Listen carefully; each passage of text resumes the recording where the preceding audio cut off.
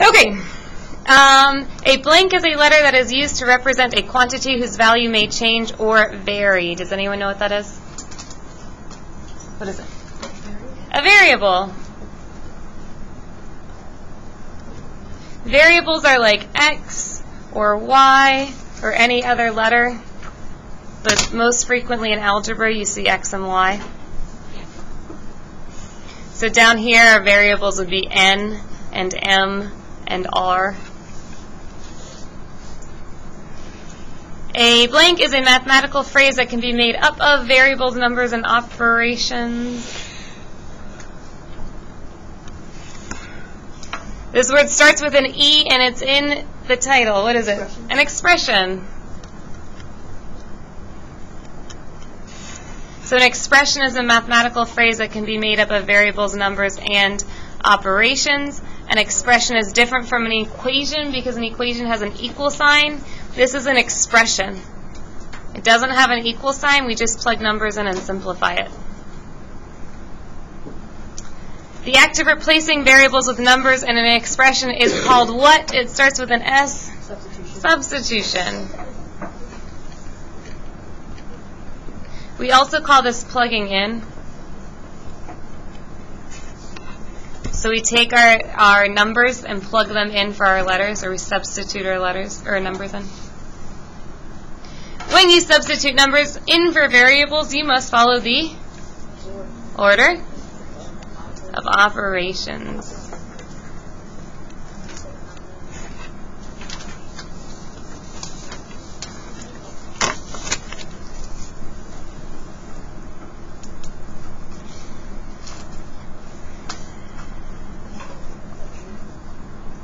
Alright, example 1 says, what is the value of n squared times the quantity m plus r when m equals 3, n equals -2, and r equals 4? So I need to take these numbers and plug them in for the appropriate letters. It's like a little code.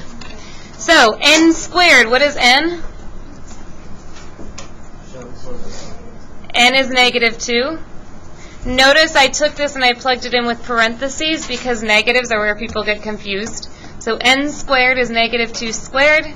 New set of parentheses, what's m? 3 plus what's r? Perfect.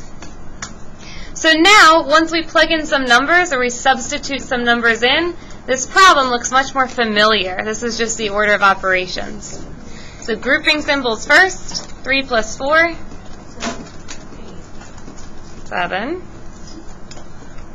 Exponents next. This is -2 squared, or -2 times -2.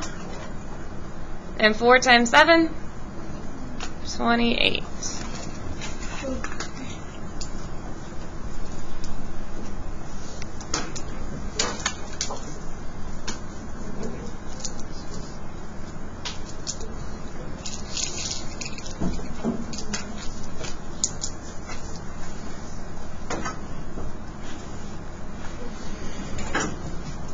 Example 2, we're still plugging in numbers. So we have the square root of 49 minus, what's x?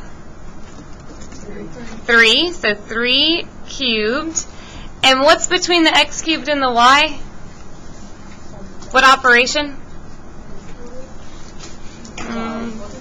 Multiplication. So this is x cubed times y. So 3 cubed times, what's y?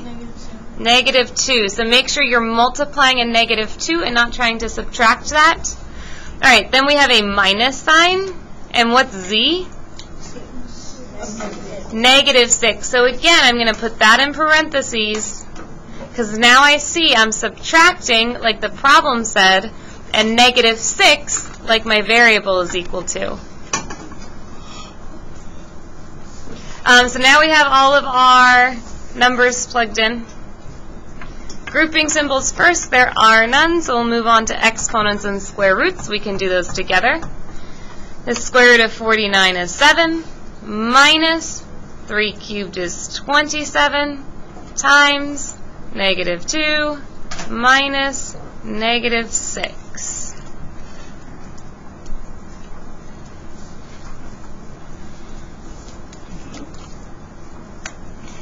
And this was something that came up on the warm-up with this subtraction sign here. So we're either going to change this to adding a negative 27 or covering it up and having to rewrite this as 7 minus 27 times negative 2, which is negative 54, minus negative 6. Either way you go about doing it, subtracting a negative is adding. So 7 plus 54. Subtracting a negative is the same as adding, so we can change that to plus 6.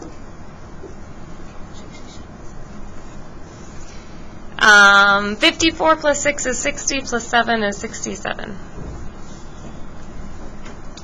All we had left was addition. Your commutative property of addition says you can add in any order.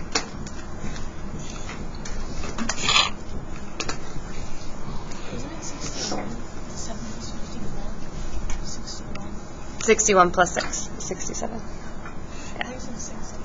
Oh, sorry. Okay, example 3 is where things get tricky because this involves a fraction. Don't be intimidated by fractions.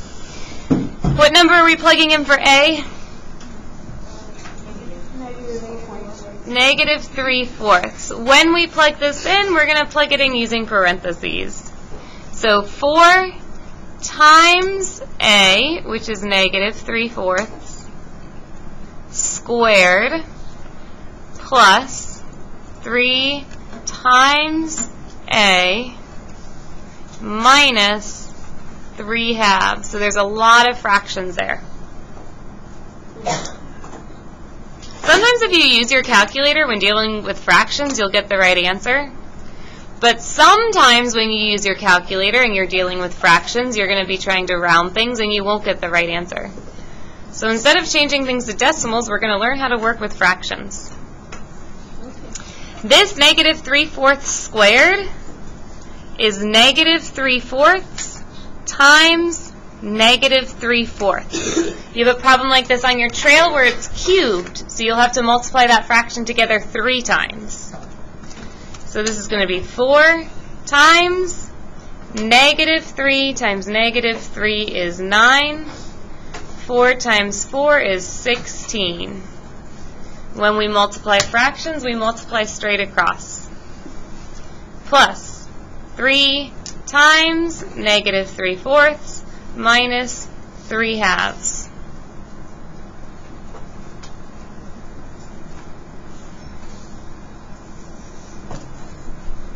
And we have 2 sets of numbers here that we need to multiply.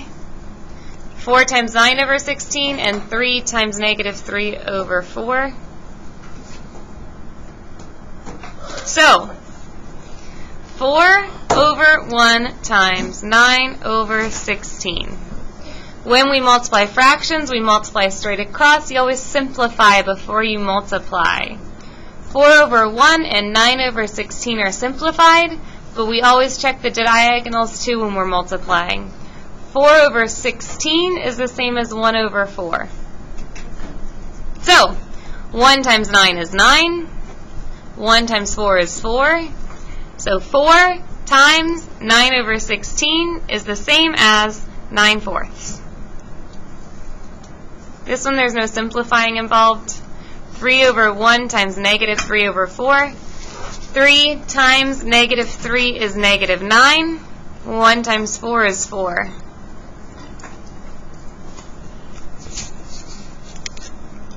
So, now we have 9/4 plus negative 9/4. What's that? 0. They cancel each other out. That was nice. Minus 3/2 is just negative 3/2.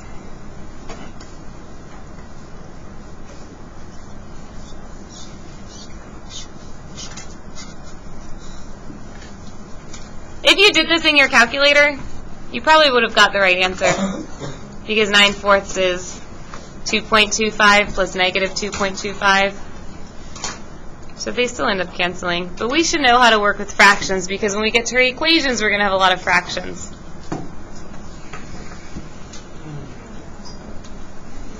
All right, number 4. What are we plugging in for n? 8. 3 halves times 8 times 3/4 times 8 cubed. So anytime I see an n, I plug an 8 in for it. Anytime there's no operation between a number and a variable, or a number in parentheses, it's always multiplication. So this is 3 halves times 8 times 3/4 times 8, and that part is cubed. So parentheses first. 3/4 of 8, 3 divided by 4 times 8, or 3 times 8 divided by 4 is 6.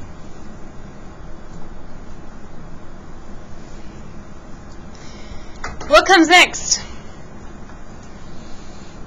The exponent? The exponent. So we're going to do 6 cubed next. 3 halves times 8 times 6 cubed is 6 times 6 times 6.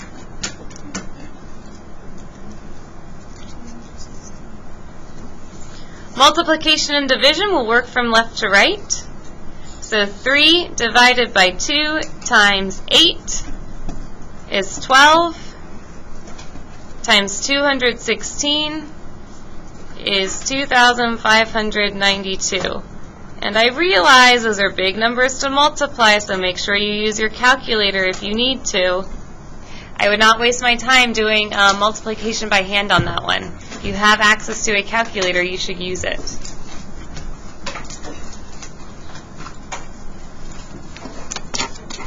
Alright, flip it over on the back. I'm going to do one more example. It's going to be this you try, and you're going to do example 5 on your own. So this says, using the simple interest formula, I equals PRT. What operation is between each of these letters? Multiplication. Multiplication. So instead of P, what are we going to plug in? 3,000. 3,000. Instead of R, what are we going to plug in? And instead of T? 3. So using the simple interest formula, find I. So I equals 3,000 times 0.02 times 3. You just have to multiply all of those together. Okay? You guys do these two on your own.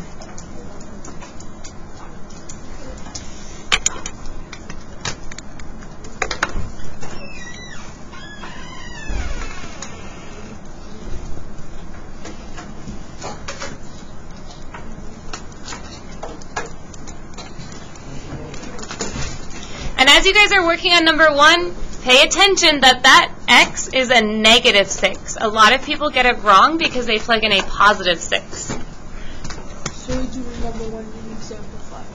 Uh-huh.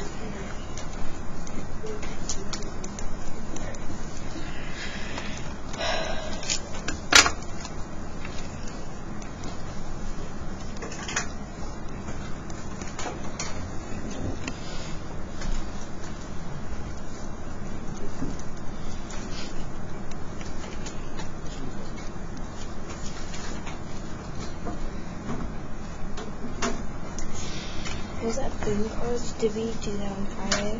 Was that the one we did on Friday? No. It was? Mm-mm. Oh, it's a different one. Mm-hmm. New one today.